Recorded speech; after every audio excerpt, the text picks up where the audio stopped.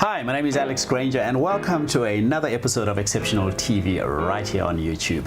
Today I'm very privileged and honored to interview a young lady, Bulelwa Mpinda, the founder of Young and Spiritually Inspired. So let's just find out a little bit more about who she is and what she does.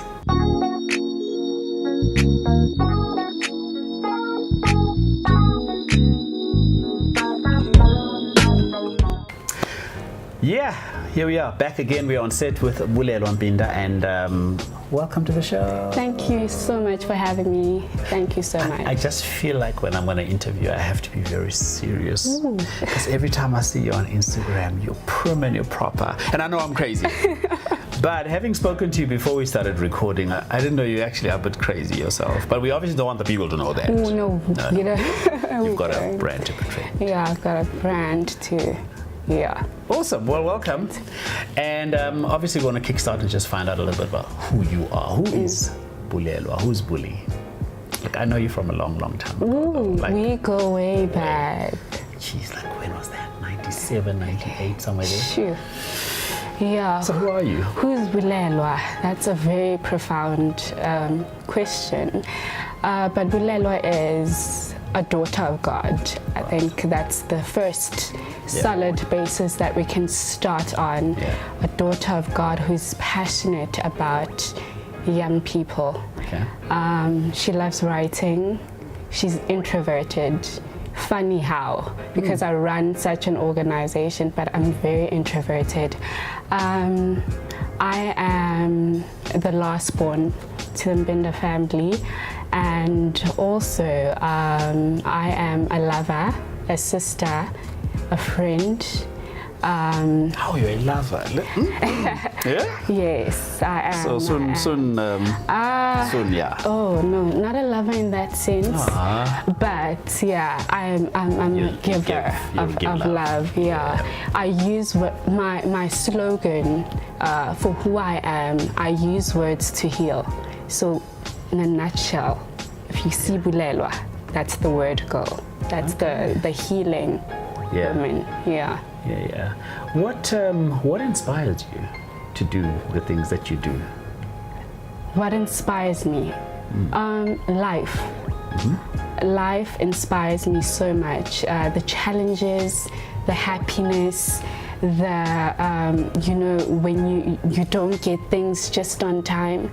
Life challenges me because you constantly need to be in the process of really realizing that there's a higher purpose and there's somebody higher than you who knows the direction that you are going. So I constantly look up to God and just, you know, he's the ultimate. Yeah. He inspires me so much. He's like awesome. My best friend. Cool. Yes. Yes. So tell me, Young and Spiritually Inspired, right? Yes. YSI. YSI. That's been going for quite a while now, right? How many years? 7 years. We're going to 7 years. Yes. Jeez, 7 you were pretty young years. when you started that then. Sure, I was I was young. I was so young. So tell us the motivation behind starting that. Okay, so YSI started immediately after I left my matric.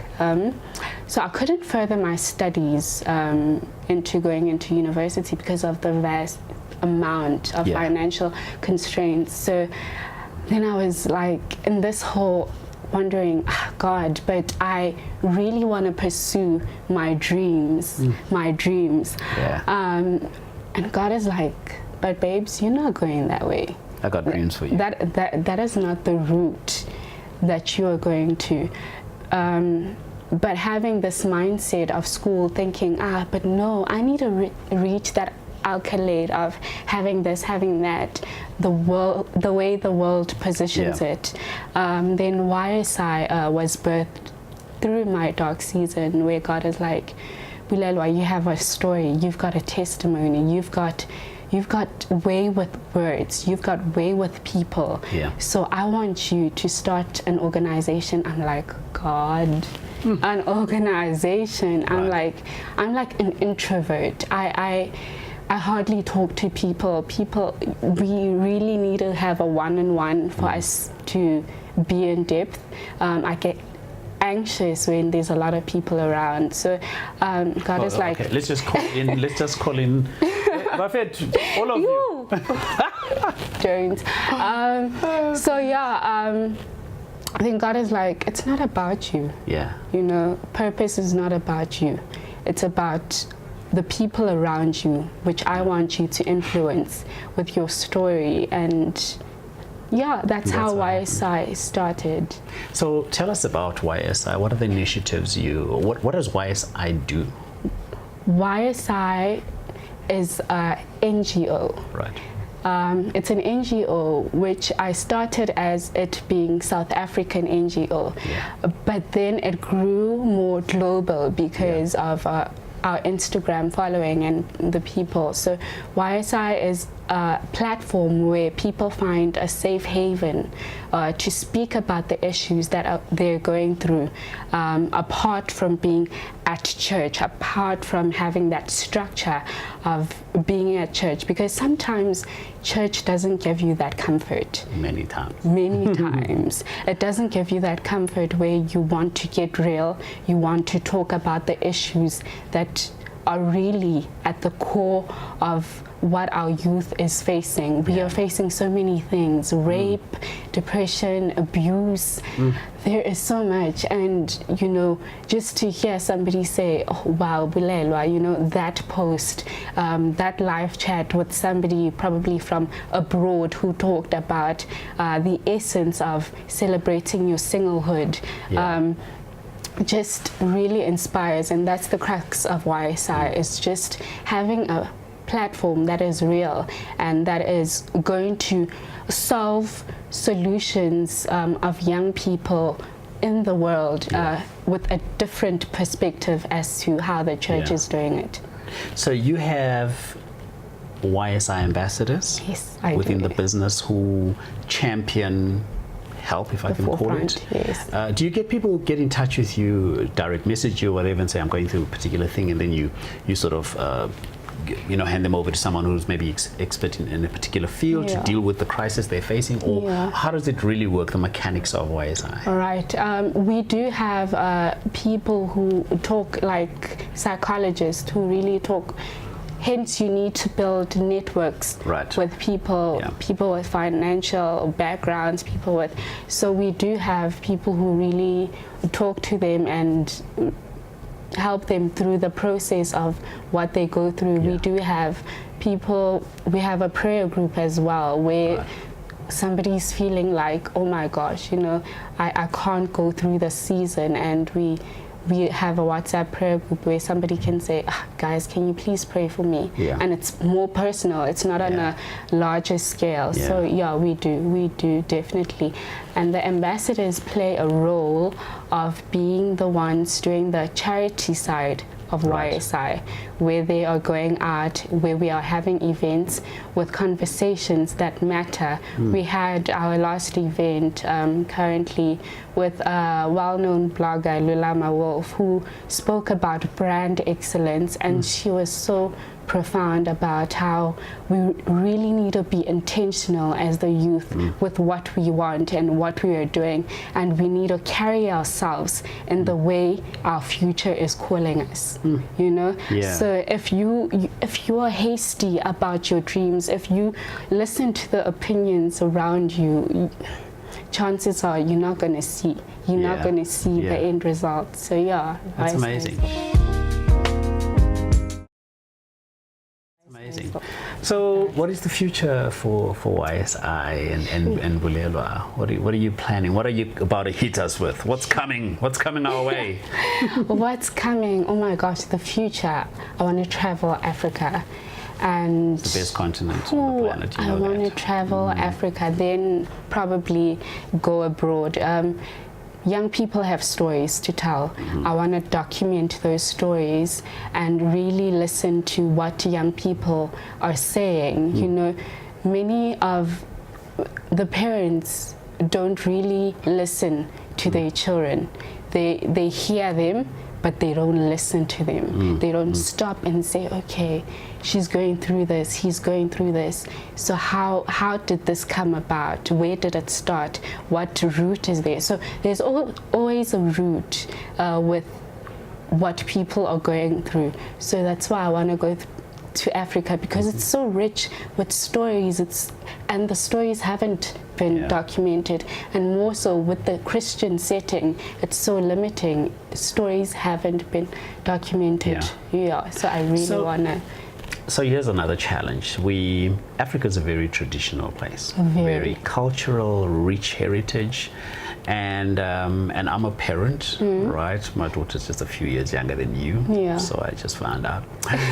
And Gen X, right? You Gen Y, you're millennial. Now Gen Z is coming through, so Cedric's Gen Z. It's a very different dynamic. And what I find, you might find as a challenge for young people, is because parents are quite traditional and cultural, that they, like you're saying, they don't listen. Because we know it.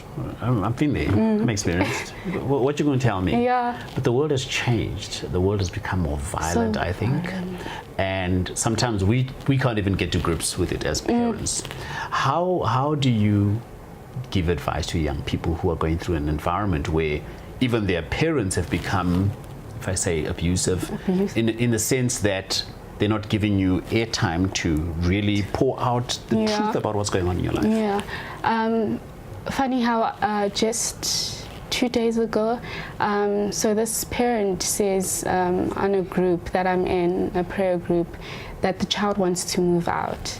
And the parent doesn't want the child to move out because... No, we don't want. The parent is very strict. So I spoke to the parent and said to the parent, you need to sit down with your child and ask why. And not in a very confrontational way. Confrontational, open conversations. Go and do the things that she loves, and be like, so you said you wanted to move out. I'd really want to know why. What is the reasoning behind that? And you're also not going to church anymore. Is there a story behind that? Because as parents, we want to push the church routine thing, and for me, that doesn't create a relationship with God. Because now you're forcing the child to go to church, you're forcing the child to do certain things, and they're going to grow up and resent the God that is supposed to be so loving and so generous. And so what I would advise to parents is just take time to listen to your children.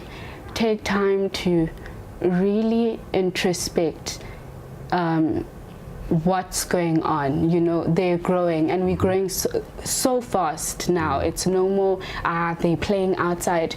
Technology is teaching our children things that our parents things that the parents need to do, and the parents are also grinding, and they want that money, they want to reach accolades and stuff.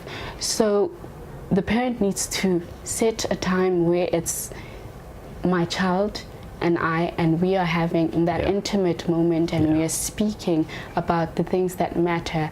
And there's so many things. There's also children who are being abused with the ekaya at home, and you get that same father going up on a pulpit preaching about how God is good and purity and blah, blah, blah. And the child is there thinking, hypocrite. Such a hypocrite. I can't go into such an environment where it's not even safe in the church to speak about, the issue that I'm going through. So as parents, we need to be very, very observant, listen, give advice with love, and realize that your child has a choice. Unfortunately, your child has a choice, and sometimes the choice is not to your favor. The choice is not to your favor, but years back they'll realize, actually, dad, mom, they made sense. But Yeah. for now, you live what you want them to see. Awesome. Yeah. So as we come to the end of the episode, and before I ask you the 3 nuggets, Bulelwa, you look like a very serious person. Yeah. Like, what do you do for fun? Like, I know you're friends with my daughter, but like, do you have fun? Do you go out? Do you eat ice cream? Oh, definitely. I do alone. Had to be alone. Alone. What do I do for fun? Check how serious you're getting, like, talking about fun. Oh, what? I can't. I'm very. I go on like. I love nature. It centers me. I think that's my fun, and also malls. Though I don't really love them because they're just too crowded. It's too busy, man. You know. Yes. Yeah. So when I eat out, I go to a very secluded place. I read for fun. I write for fun. I know to some people they're like, yo, this girl is too deep for my life, but yeah. Do you dance? Yeah? Do you dance? I used to dance, funny how. I used to dance hip hop.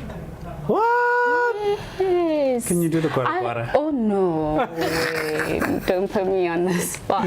I'm very good in dancing, but I don't want, yeah, I'm very good in dancing. I used to dance hip hop with, funny how the group at my school, which I was friends with, Voyo and them, they were very extroverted, and my teachers would wonder,